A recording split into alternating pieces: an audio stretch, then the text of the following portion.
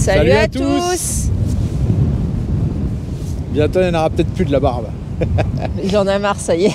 Ouais, c'était pour rigoler quoi, c'était pour le fun. Dans cette vidéo déjà on tenait à remercier Fabien.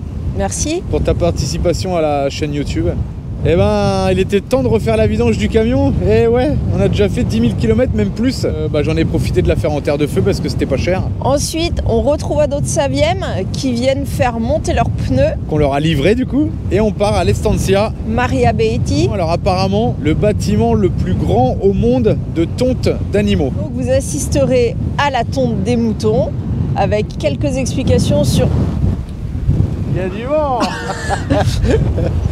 Et vous verrez que ça se résume pas à couper les poils sur la bête. Une belle estancia, vous allez voir, franchement c'était vraiment magnifique ce petit coin. Et les enfants ils ont adoré voir les moutons se faire couper la laine. Honnêtement j'avais jamais vu et non c'est super sympa à voir. Bon il y en a ils étaient prêts à bouffer parce que ça saignait quand même. Allez on vous laisse avec la vidéo, à bientôt. Ciao. Bienvenue sur la chaîne XCG Family où vous pourrez suivre notre aventure.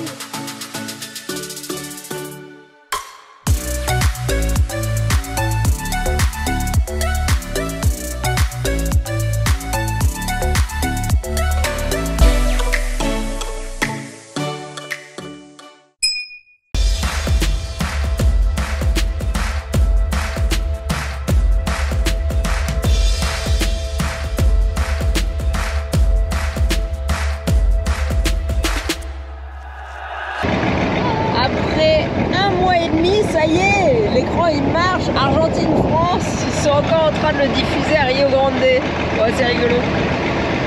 On a trouvé un petit coin là à Rio Grande. Et comme il n'y a pas d'impôt ici sur l'île, j'ai acheté l'huile ici. Et puis du coup on n'a pas pris de la YPF, on a pris de la Shell. Parce que la YPF je trouve qu'il la mange quand même pas mal. Voilà, on va essayer de la Shell, on va voir. Je voulais de la DOTS, mais le problème c'est qu'il n'y a pas de DOTS ici sur l'île. Donc on verra ça pour la prochaine vidange. Là on est à 13 000 km. J'aime bien la faire à 10 000, donc on va la faire ici, tranquille. Donc le gars, il m'a filé 2 baldes, 2 bidons de 20 litres vides pour faire la vidange, donc ça c'est bien. J'ai acheté 2 pleins parce qu'il y a 35 litres dans le moteur. Il va falloir que je rachète des filtres à huile parce que c'est mes 2 derniers. Filtres à gasoil, il m'en reste encore 3. C'est parti, Moi je vous remontre pas tout, juste l'essentiel. J'ouvre le bouchon de vidange, je fais couler et je vous montrerai la pièce secrète dans le capot moteur, mais en vite fait. Ça y est, j'ai sorti le filtre centrifuge. Je vais vous montrer, il est à l'extérieur. Le voilà. Et ça, moi, je le fais à chaque vidange. Regardez là. La croûte d'huile cramée. Là, il y a bien plus que 5 mm d'épaisseur. Je sais pas si on se rend bien compte. Allez, je nettoie tout ça. Et j'en ai enlevé un beau paquet. Tout ça, c'est de l'huile cramée. Le plus chiant, une fois que tu as enlevé le joint torique qui est derrière, c'est d'enlever toute la merde qu'il y a dans la gorge. Ici, là. Plus tout ce qui est collé là. Bon, pas de chance, il pleut. Mais ça y est, la pièce est nettoyée. Ah, on voit bien là. Allez, je la remonte parce qu'il flotte.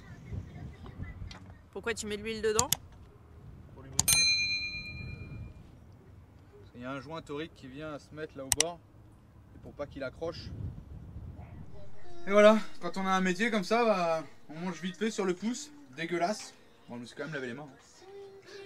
Tout le monde a quasi fini de manger. Ouais, bon, oh là là. Je me suis assis sur le tabouret du coup. Parce qu'il y a encore du boulot, mais il pleut. Allez, on a Marie qui pompe là-bas dehors. Moi je purge. Je vais changer les filtres à gasoil aussi. Ça y est, vidange ok, filtre à gasoil ok. Filtre à air, on verra demain trouver un mec qui a un gros compresseur, parce que là il y en a un ici mais il vaut 100 €, donc je vais le nettoyer, ça ira bien. Contrôle des moyeux, c'est fait. Regardez celui-là.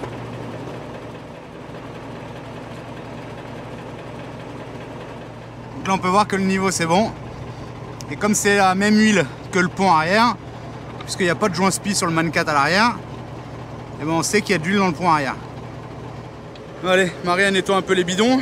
On va en garder un, il en reste un peu. Je vais voir s'ils ont des bidons de 5 litres. Et ça, on va leur ramener la vieille huile. Et les bidons qu'il m'a donné, s'il veut les récupérer, autant lui refiler. Et puis si on peut lui refiler les 30 litres d'huile usagée, on va aller voir. Allez, je fais le niveau de boîte de vitesse, boîte de transfert, convertisseur maintenant.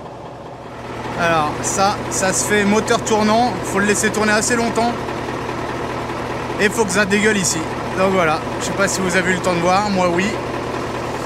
Donc ça veut dire qu'il y a de l'huile dans le convertisseur, dans la boîte de vitesse, dans la boîte de transfert, dans le radiateur, dans tout le circuit. On est reparti. Bon, j'ai fait le pont avant aussi, parce que du coup je l'avais pas fait. Et le niveau est bon, l'huile est propre, nickel. Il reste les pivots supérieurs et inférieurs sur les deux roues avant, mais bon, il n'y a pas beaucoup d'huile dedans et ça n'aura pas bougé. De toute façon, on n'a pas de fuite. Donc ça y est, tout est fini. On remballe tout. Puis bah, je vais me laver, je crois. Bon allez, on est parti. Il flotte. Encore plus que tout à l'heure. Franchement, j'ai eu un peu de chance quand même. Et on va essayer de se débarrasser derrière Manon des 3 barils d'huile. Puisqu'on en garde un, ce qu'il en reste encore. Bon, super sympa le gars, je lui ai donné tous les bidons d'huile, nickel. Il m'a redonné en plus des petits bidons pour mettre le complément qui me restait dans le bidon de 20 litres. Donc ça c'est bien. J'ai racheté 2 filtres à huile et un filtre à air Donaldson, la marque. Donc comme ça je vais changer le filtre à air, on aura 2 filtres à huile pour la prochaine vidange. Et là on cherche un lavadero camion. Vous voyez, on a trouvé un lavadero qui peut nous prendre tout de suite. Maintenant on ne sait pas si on passe en hauteur.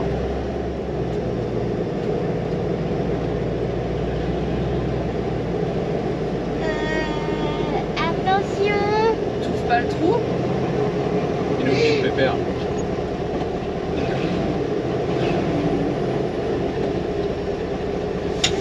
¿Sí? ¿El cable? Sí, también. Impeccable, on a notre lavadero. Comme ça il va tout nettoyer. Principalement le dessous, mais bon il fait tout. Parce que quand on fait la vidange, bah, y en a un petit peu sur l'arbre de transmission un peu partout et j'aime pas ça. Donc allez, ça va laver un peu.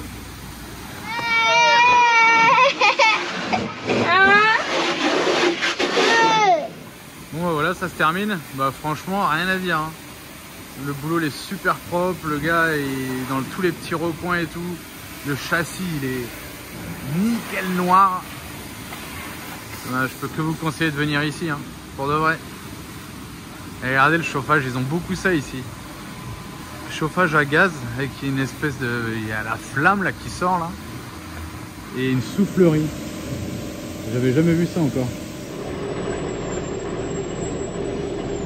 Allez, on repart. 5000 pesos pour faire laver le camion. Ouais, il a pas fait le toit, mais tout le tour et surtout le châssis pour enlever les traces d'huile liées à la vidange. Et voilà, je pense qu'on va aller se poser pour la nuit. Et regardez, lui, République Dominicaine, il s'est barré de son pays, il est venu vivre en Argentine. Et il a dit qu'il était très bien là. Grave. Après cette journée vidange, lavage, on mange à Mostassa. Toujours avec les gants, le camion il est garé juste là. Et on mange avec qui? Dibou. Avec Dibou. Et moi j'ai pris un Dibou du coup. Allez, bon appétit. On vient de quitter Mostassa, le McDonald's d'Argentine. Et regardez, ils ont mis le sapin aux couleurs de l'Argentine. Espectaculaire. Grave. Et on a Ado de Saviem, on vient d'apprendre que Ado de Saviem nous rejoignent. Ce soir, théoriquement, peut-être demain, on sait pas. À mon avis, demain il y a un peu de kilomètres quand même là.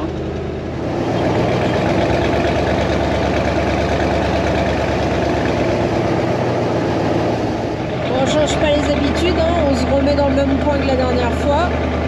Mais alors, comme le parking est interdit aux camions, et ben on se met derrière, au bord de la plage. Et là, ça pose pas de problème. Et demain, on doit aller rechercher un Western Union parce qu'on nous a dit de faire le plein de sous ici. Parce que du côté de la route 40, c'est très compliqué pour retirer de l'argent en liquide. On a passé la nuit là. Et regardez, il y a Ado de Saviem qui nous ont rejoints. Et là, on va essayer d'aller avec eux pour changer les pneus à une gomeria. Je sais pas si vous voyez le camion devant. Ça, c'est l'Argentine. Traîner les ferrailles comme ça, en fait, c'est assez typique. Donc quand vous entendez un bruit comme ça, vous savez qu'il y en a un qui est en train de traîner ses ferrailles. Et la nuit, ça fait les étincelles. Grave. Eh, c'est Argentine, hein? Je crois que c'est toute l'Amérique du Sud parce que c'était pareil en Uruguay. Mais c'est rigolo. Bon, nous, on a un peu de mal à trouver un endroit pour changer les pneus, hein. Ouais. On va aller chez Pirelli, là. Allez, on a trouvé, du coup, les pneus d'Ushuaïa. Ils vont se faire monter ici, chez Pirelli, à Rio Grande. Le gars, il lui monte. Donc, écoute, impeccable. On vous montrera le résultat. Je pense que ça va lui faire une bonne petite tronche au Saviem à l'arrière. J'espère que ça va passer, parce que je pense qu'à l'avant, en braquant, ça passera pas. Mais il met les deux sur l'essieu arrière. Ça va être juste, mais je pense que ça va être sympa. Allez, nous on s'en va, on les laisse. Regardez le camion rouge là-bas qui tourne. C'est un hôtel ambulant en fait. Ils trimballent les gens et ils dorment derrière dans la remorque. Ils font du tourisme avec leur hôtel ambulant. Trop bien, ouais. C'est allemand, c'est un camion allemand. On part en direction de l'Estancia Behetti. On ne sait plus qui nous en a parlé. On n'est même pas sûr qu'on peut la visiter, mais bah, on va quand même aller voir. On aimerait bien voir des moutons se faire couper le poil, mais on n'est même pas sûr que ça soit la bonne saison. On verra bien, hein. Ça nous fait un petit tour dans la campagne à côté de Rio Grande, puisque c'est à une quinzaine de kilomètres de Rio Grande. Et on va voir si on se trouve un petit coin pour faire un barbecue ce soir avec un autre Saviem. C'est mignon la petite estancia, comme ça on arrive dessus et il n'y a rien que de la lande et paf, on arrive dessus comme ça. Elle est belle. Ouais, c'est joli. Permanecer, qu'est-ce que ça veut dire? Ça veut dire ne pas rester longtemps dans le lugar. Wow, les moutons qu'il y a à droite. Regardez tous les moutons qu'il y a dans l'enclos là. Wow.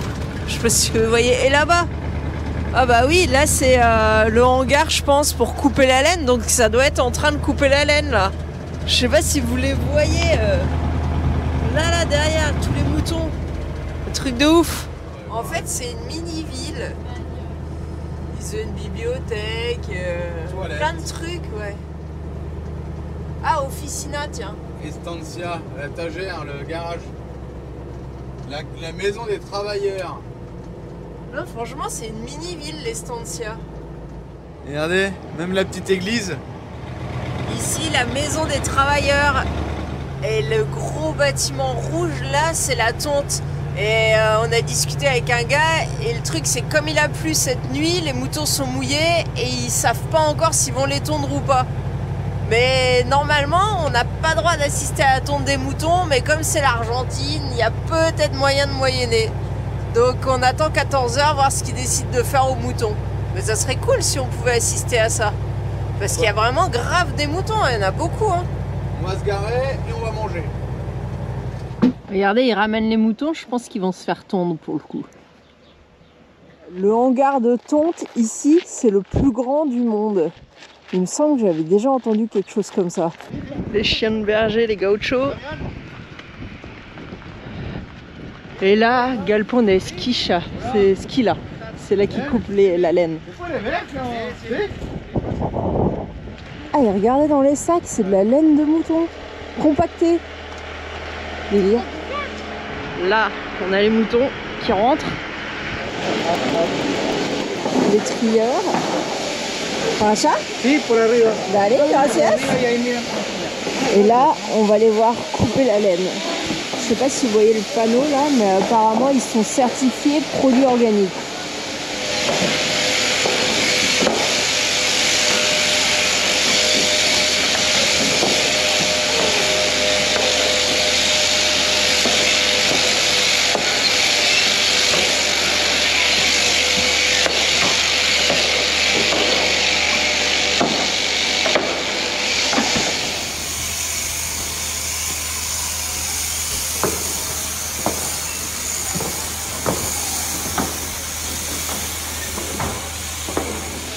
Là, ils vont en chercher un nouveau. Il a fini de tourner le précédent.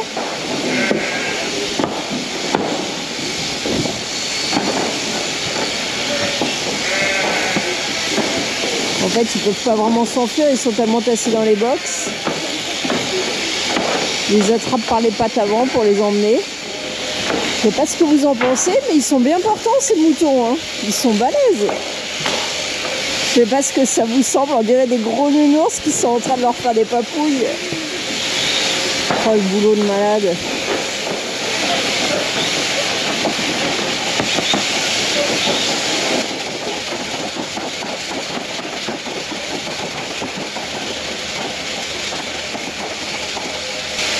Alors, ils restent pas forcément tranquilles, hein. Ils veulent pas forcément se laisser faire, mais je trouve que quand même, dans l'ensemble, ils se débattent pas tant que ça. Hein.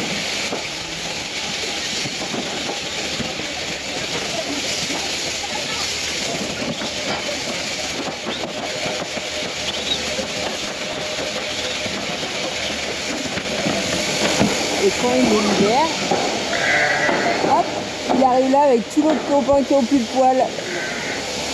Ah, je sais pas si vous remarquez, ils n'ont pas de queue ces moutons. Ils ont la queue coupée. Ouais, il y en a quelques-uns, ils se sont pris des coups de tondeuse qui ont dû leur faire un peu mal. Il y en a quelques-uns, ils ont des mini bobos. Ouais, il y en a quand même quelques-uns, ils saignent. Hein, Là-bas, oui. Ouais, il y en a un, il saigne beaucoup. Ouais. Il y en a un au cou. Ouais, ils lui ont blessé le bide là-bas. Hein. Pauvre bête. C'est grave organisé parce que à peine le mouton est tondu, la laine est déjà emmenée. Elle arrive au tri et du tri, ça part direct dans les box pour après être compacté. Un truc de fou.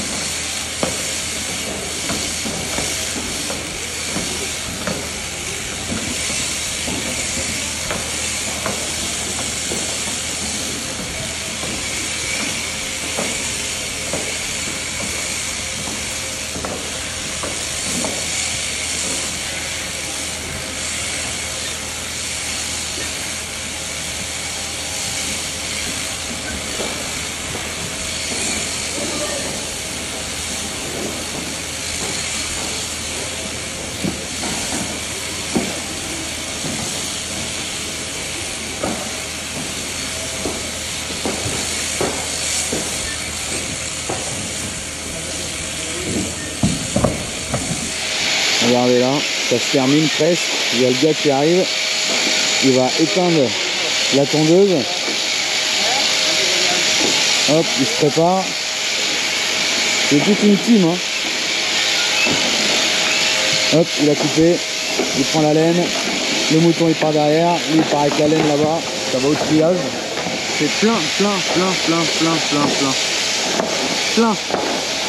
Ils doivent être payés au rendement parce que chaque personne qui coupe a son propre box de moutons. On a une petite fuite de moutons par là. Il le ramène pour qu'il aille dans le bon box.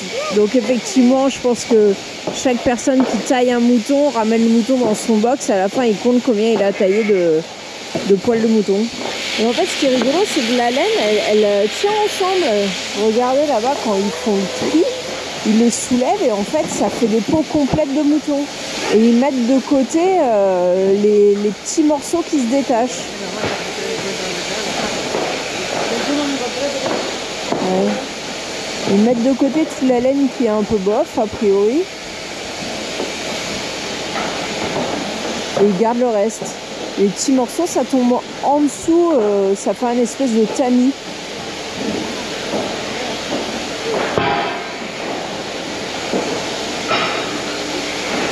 Là, quand il y a des bouts dans la laine, hop, ils enlèvent.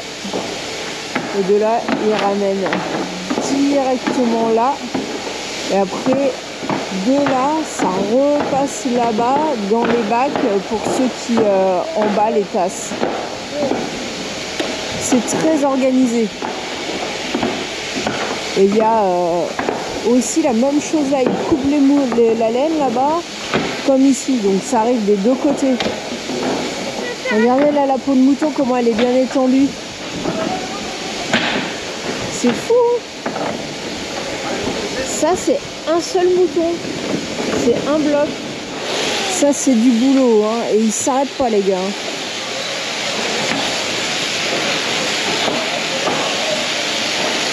Regardez là, c'est en contrebas. Il y a une rampe pour que les moutons y descendent.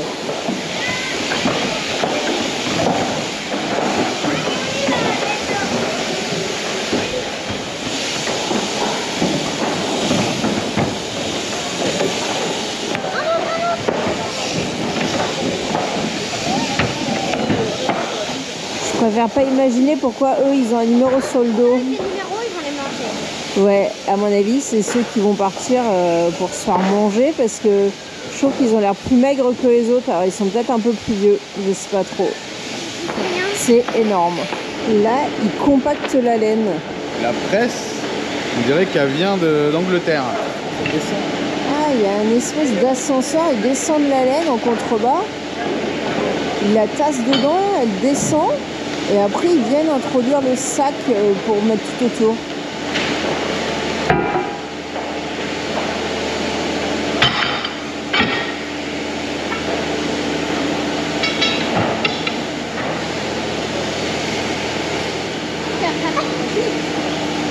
Je m'étais pas imaginé qu'il y avait du travail après avoir coupé la laine des moutons en fait. Je m'étais jamais imaginé le truc. Moi, j'aime pas quand il rase. Mais c'est un sacré boulot en fait. Il y a du monde là. De nouveau le système avec les ficelles pour fermer le pack. Donc là, ils mettent des fils de fer. On voit que la presse a compacte là. Ils font passer par ici les boucles. Et de l'autre côté, lui, il vient récupérer les ferrailles qu'ils ont fait passer pour les accrocher ensemble. Il tasse jusqu'à réussir à mettre ensemble les deux crochets. Là, il place correctement le sac pour qu'il y ait de risque que le sac soit pas bien fermé. Et après, ils vont relâcher la pression. Voilà. Hop. C'est tendu. Je ne sais pas combien pèse ça, mais ça m'a l'air vraiment lourd. Et le petit jeune là, il vient souder au chalumeau sur les extrémités pour fermer le sac. Il utilise des crochets pour redresser le sac. Il doit se péter le dos.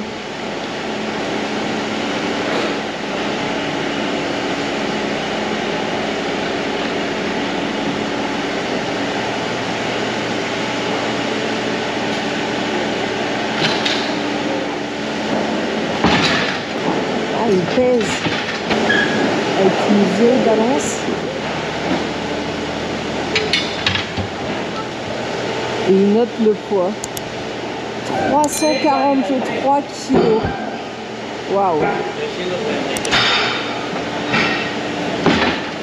Alors il retire un peu la laine qui gêne sur les côtés pour bien fermer le sac.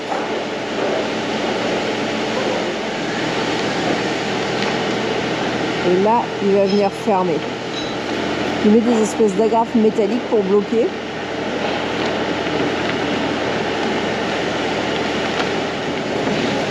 Il va mettre un petit coup de chalumeau et coller les bords de sac.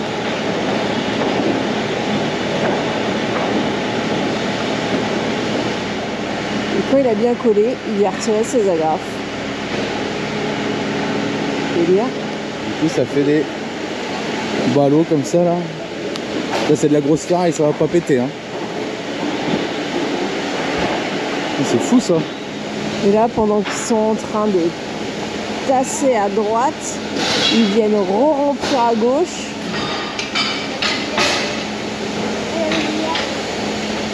Ah, le gars il est dedans en train de tasser la laine au fond.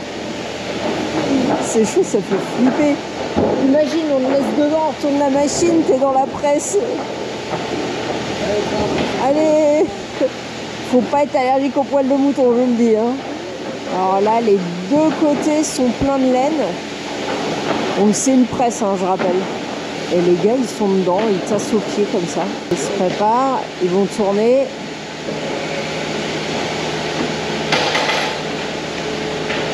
C'est hyper lourd.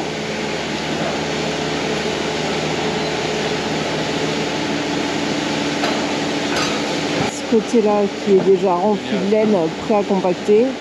Et là, ils continuent à charger dans celui-là. Je pense qu'ils doivent être bien fatigués à la fin de leur journée, les gars, ici. Hein. Ils bossent, ils s'arrêtent jamais. Bon, alors, c'était l'Estancia Maria Betty, ça s'écrit B-E-H-E-T-Y. C'est à voir. Maintenant, c'est pas vraiment ouvert au public, mais j'imagine qu'ils doivent pas trop avoir l'habitude qu'il y ait du tourisme, mais ça doit arriver de temps en temps. Ils sont sympas parce qu'ils ont laissé regarder, c'est gratis et vous aurez peut-être pas les explications à moins de demander à quelqu'un qui n'est pas occupé parce que là ici ça bosse dur. Peut-être on arrivera à avoir quelques explications en glanant les infos à gauche à droite, mais franchement déjà à regarder c'est super sympa. Le petit jeune il me disait que ça partait vers un endroit qui regroupait tout ça et après ça repartait à nouveau vers ceux qui vont faire quelque chose avec. C'est assez doux quand même, hein? Ouais. Alors je sais pas si c'est comme le fromage, je crois que c'est un échantillon de laine. Il fait une carotte de laine.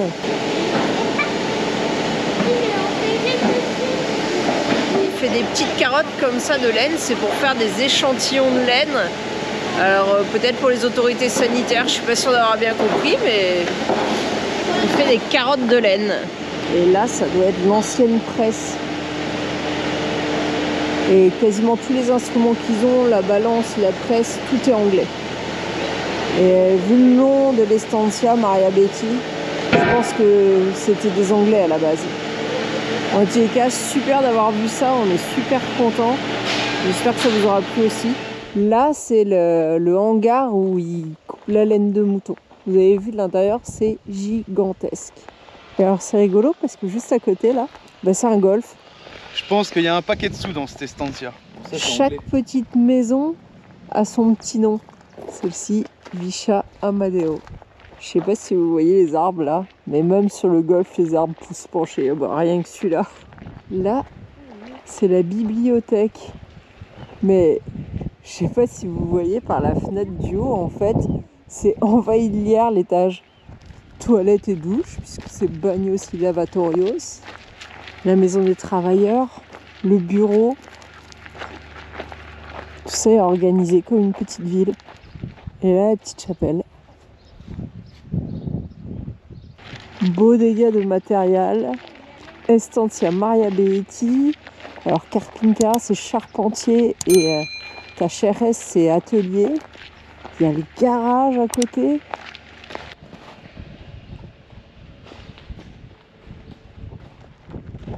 Vraiment pas déçu d'être venu là sans savoir si on allait pouvoir voir quelque chose et au final c'était super. Même les enfants ils ont adoré voir les moutons se faire couper la laine, c'était cool. Alors très certainement l'Estancia elle est autonome en électricité parce que là on a carrément un bâtiment usine électrique, c'est plein de groupes électrogènes. Alors là, je laisse monsieur le fou de moteur vous en parler. Que du moteur Dutz à gaz.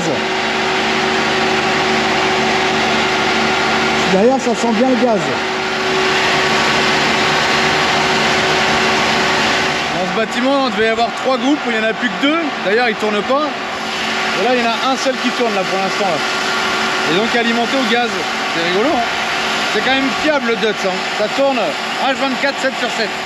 Galpon de Maquinarias. Ah, c'est le hangar pour les machines. Maria Betti. Ah ouais, le camion il est logué. Et regardez les camions. Ici, ils sont tous équipés de chaînes à neige. Hein. Les mecs, quand ils doivent se taper les chaînes, laisse tomber. Ah ouais, là. On a discuté un peu avec le chauffeur. Alors, l'Estancia Betti, c'était une famille anglaise avant. Et maintenant, c'est tenu par 16 familles d'Argentine. On quitte l'Estancia Betti. Super content d'avoir vu la tombe des moutons. C'était vraiment un coup de bol. On est trop content. Et là, on repart. On va essayer de se trouver un petit coin ce soir pour se faire un petit assado avec Ado de Saviem. En attendant la prochaine vidéo, vous pouvez aussi nous suivre sur Instagram et Facebook.